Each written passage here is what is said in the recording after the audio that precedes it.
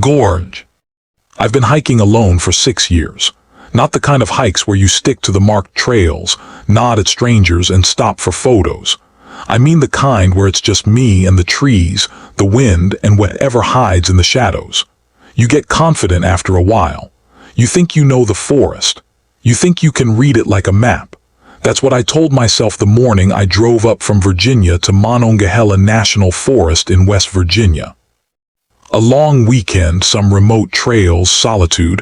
I needed it. I wanted it. But that's the thing about wilderness.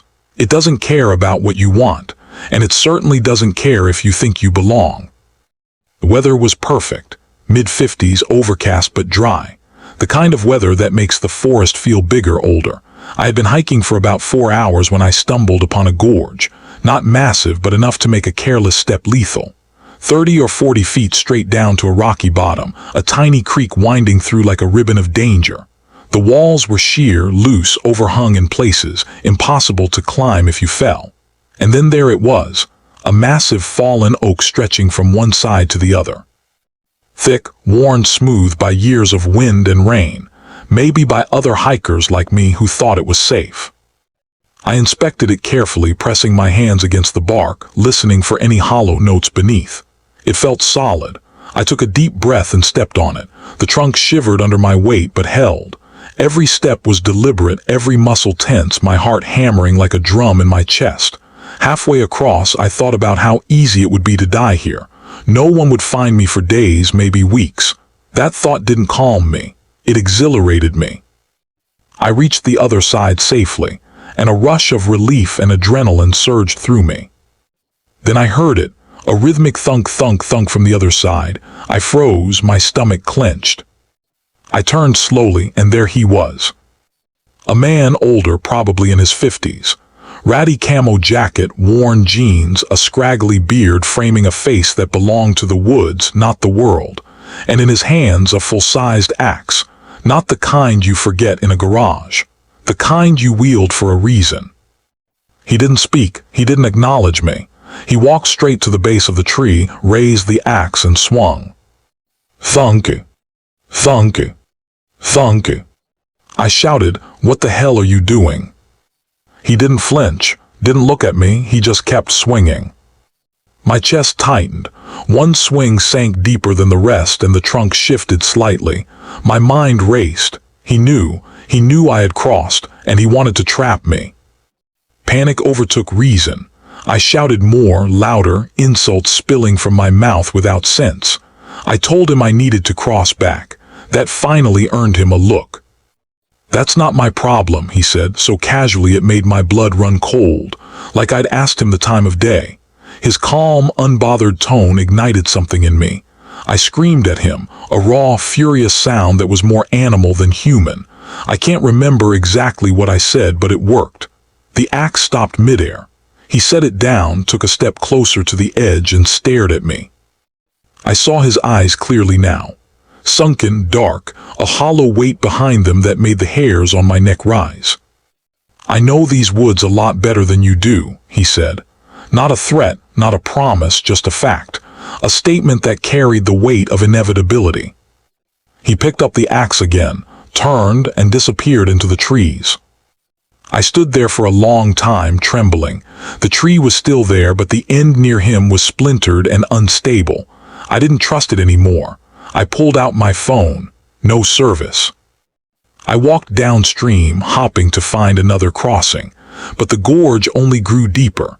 The forest seemed to close in, every bend more impossible than the last. And the sun began to drop, turning the shadows long and sharp.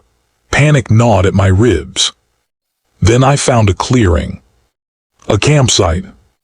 At first, relief flooded me. Someone else was here, maybe a fellow hiker, maybe they could help. But it was wrong. Everything about it was wrong. The fire pit was cold but recently used. The trees around it had carvings, not initials, not random scratches, but deep, deliberate symbols. Strips of cloth, rusted tools, small animal bones tied to branches, arranged in patterns that made my stomach turn. A thick black smoke hung in the air, about 6 feet off the ground, stagnant, not rising, not moving like it belonged there. I couldn't look away. It was like looking through a window at something I shouldn't see, like my chest was preparing for grief and terror before it even happened. I felt my own body mourning something I didn't understand yet. 5 minutes passed, maybe 10, but the smoke stayed. Then I heard it, footsteps behind me, closer. I spun, nothing. I moved faster, closer again. Figures emerged from the shadows. Not one but multiple, ducking behind trees, moving silently at first, then more openly, hurting me without words. Some held sticks, some held nothing. Their presence was oppressive, suffocating. I ran.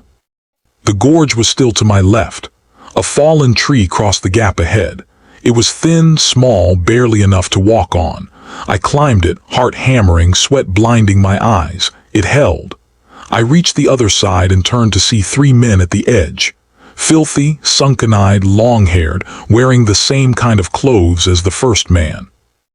They didn't move. They didn't attack. One spoke, low and deliberate. "Get out of here, you got lucky." I didn't argue. I ran, zigzagging through the forest, trying to regain the trailhead, trying to convince my legs to move faster than I thought possible. The forest was silent now, almost too quiet. Hours later, I found my car. I didn't look back. I drove home in a daze, unable to shake the memory of their eyes, their patience, the calm certainty that I would have died if I hesitated. But that was only the beginning. The wolves and the smoke. After West Virginia, I thought I'd seen the worst the forest could throw at me. I was wrong. I know now that fear isn't something you outrun. It's a weight that grows heavier the longer you ignore it. And that weight found me again, 3 years ago in northern Minnesota. I had driven for hours, wanting the solitude of deep forest, far from marked trails, far from anyone else.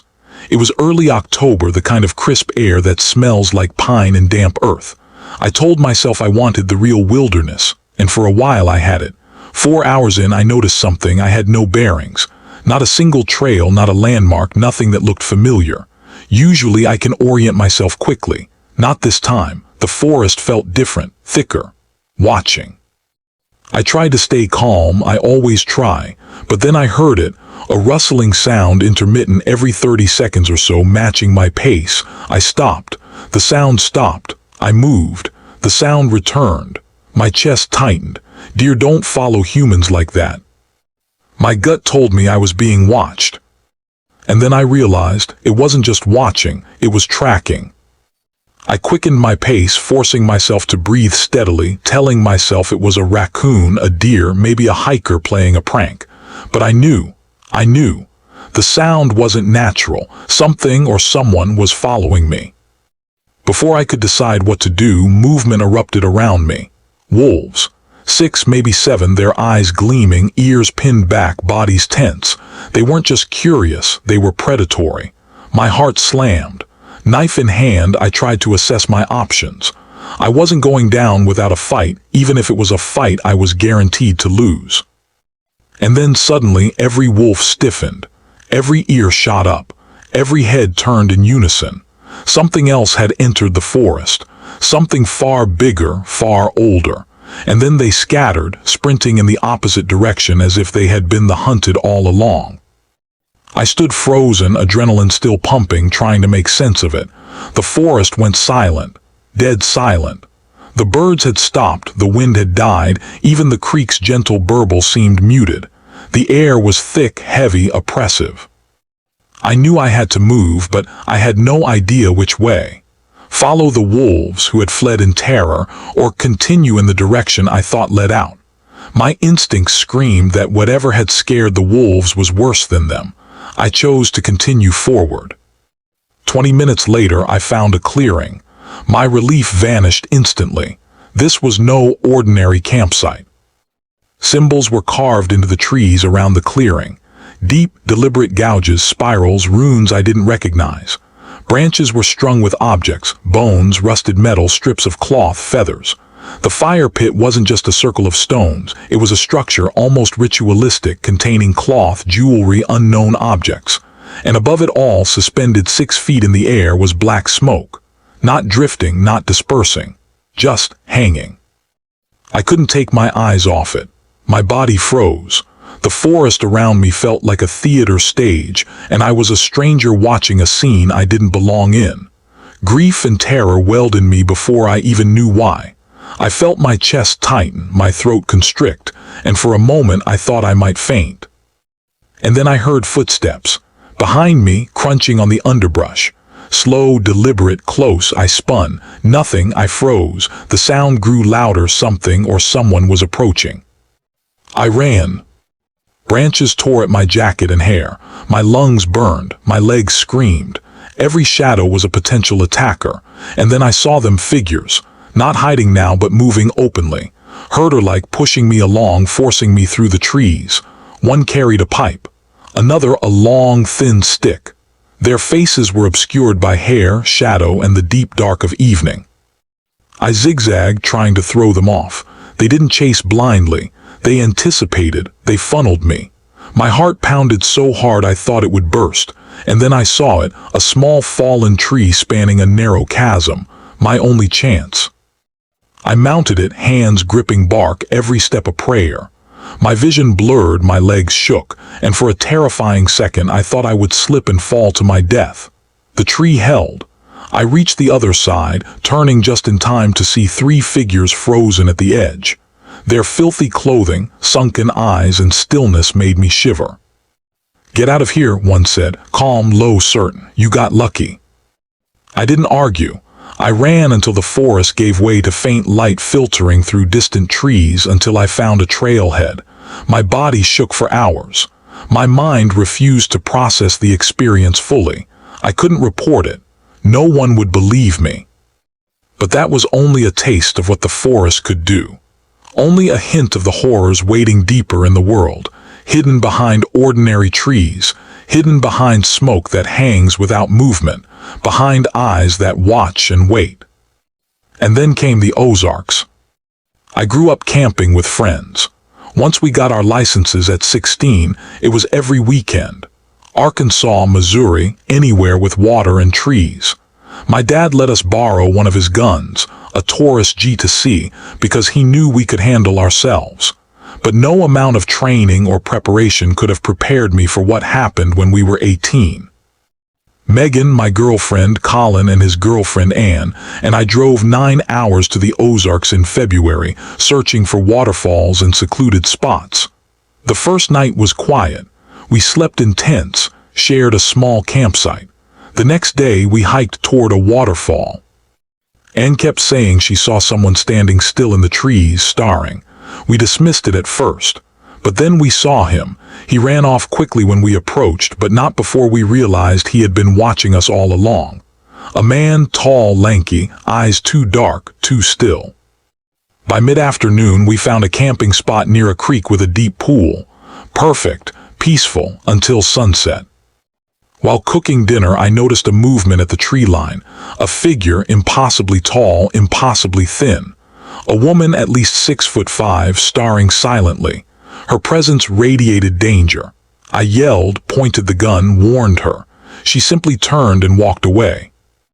We dismissed her at first, but the forest had a way of keeping secrets, of making sure we didn't feel safe. Night fell. I stepped outside to pee, gun in hand. And there he was, the man from earlier, now holding a machete, his black hair wild, eyes fixed on me. I fired every round I had. He fell. I don't know if he survived. It didn't matter. I yelled for everyone to pack up. We left immediately, running 3 miles to the car, not looking back. That night as I drove away, I understood something fundamental. The forest wasn't random. It wasn't chaotic. It was patient. It didn't forgive. And I had no idea how deep its patience ran. The forest remembers. I thought I had escaped the worst of it, but the truth is, the forest never lets go. It remembers. It watches. And sometimes it decides it's time for you to remember too. After the Ozarks, I swore off deep backcountry hiking for a while. I didn't want to tempt fate.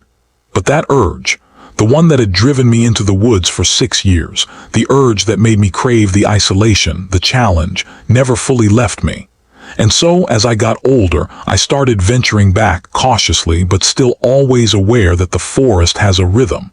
It notices patterns, and I had already been noticed. The next incident didn't happen immediately.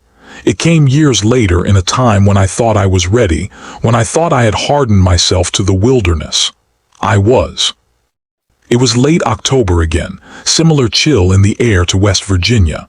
I had driven to the remote north of Minnesota, far off marked trails where the woods are old and thick and almost alive. I was alone, as usual, carrying only my backpack, my knife, a compass, and a couple of days' worth of supplies.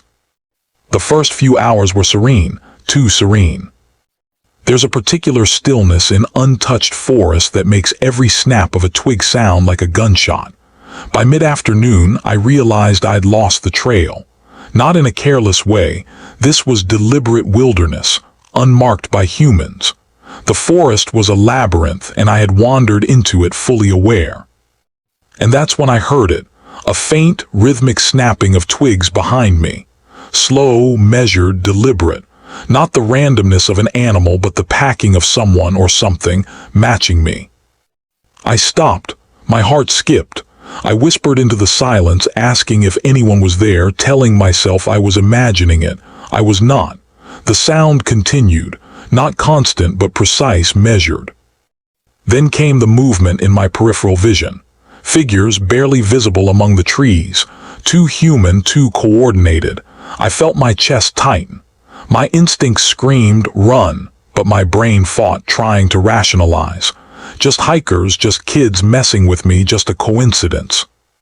I started walking faster. So did they. I broke into a run. They matched me. By the time I realized it, I was surrounded, hemmed in by shadows that moved faster than they should. Their faces, when glimpsed, were pale, sunken, hair hanging over hollow eyes. They weren't human, at least not fully. They didn't speak. They didn't need to. Their intent was obvious. I ran. Branches tore at me, thorns snagged my jacket, and my lungs burned. Then, up ahead, a clearing, my only hope. But what I saw stopped me dead in my tracks. A circle of trees, carved deep with symbols like the ones in Minnesota years ago, the ones in West Virginia, the ones in the Ozarks. A fire pit in the center, stones stacked in impossible balance, bones, cloth, and objects I didn't recognize arranged with care. And above it the smoke, thick, black, hovering 6 feet off the ground. Not drifting, not dissipating. Alive, almost sentient. I froze. The forest around me became still. The stalkers stopped at the edge of the trees. And then I understood. The forest had brought me here. The smoke had been waiting. The figures had been waiting. All of it was part of the same ritual, the same watchful patience. My mind raced. I tried to think, to make a plan. Knife wasn't enough. Gun was useless. I hadn't brought it this time. I was alone, surrounded, trapped. And then I felt it, eyes on me that weren't just the stalkers. Something in the smoke itself. Watching, waiting, judging. I couldn't see it, couldn't even describe it, but I knew it was aware of me. I ran, zigzagged, tried to throw them off. But the forest seemed to close around me, narrowing paths, hiding exits, twisting the terrain until I was unsure which way led out. The figures moved with the trees, coordinated, relentless. I could hear their breathing now. Low, wet, inhuman. I stumbled into another gorge, smaller than the one in West Virginia but treacherous. The only way across was a fallen log slick with moss. My hands shook as I mounted it. Every step was life or death. Halfway across, I slipped. My heart leapt, but somehow I made it.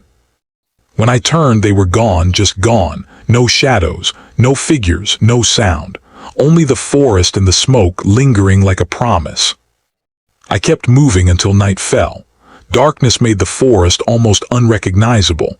Every sound was magnified, a branch cracking, a rustle in the leaves, an owl calling. My skin crawled. I had learned to survive in the wilderness, but survival wasn't the same as understanding. I realized that whatever haunted these woods wasn't following rules I knew. It wasn't mortal. It was patient, timeless, and it had remembered me.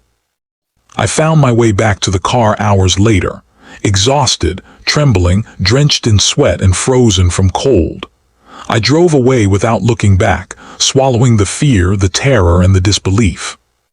And the thing about fear, real fear, is that it doesn't end when you leave the woods. It follows you home. It waits in the shadows of your mind. Sometimes it wakes you at night, making you question what is memory and what is warning. I have never returned to that part of Minnesota. I never will. I keep hiking, but I don't seek solitude anymore. I never go off trail without telling someone, and I never forget. Because the forest remembers too, and if it remembers you, it waits. I still see flashes sometimes, the black smoke hanging impossibly in the air, the carved symbols, the hollow eyes of those stalkers. And I know deep down that what I experienced isn't isolated. Those woods, all woods, have their own logic, their own guardians, their own punishments. I just happened to stumble into theirs. I tell this story now because maybe it's a warning. Maybe it's a confession. Maybe it's something I need to get off my chest so I can sleep tonight without seeing shadows in the corners of the room, without feeling that same weight on my chest that the forest put there. I survived, somehow, but survival isn't the same as freedom. And the forest, it is still out there, watching, waiting, patient.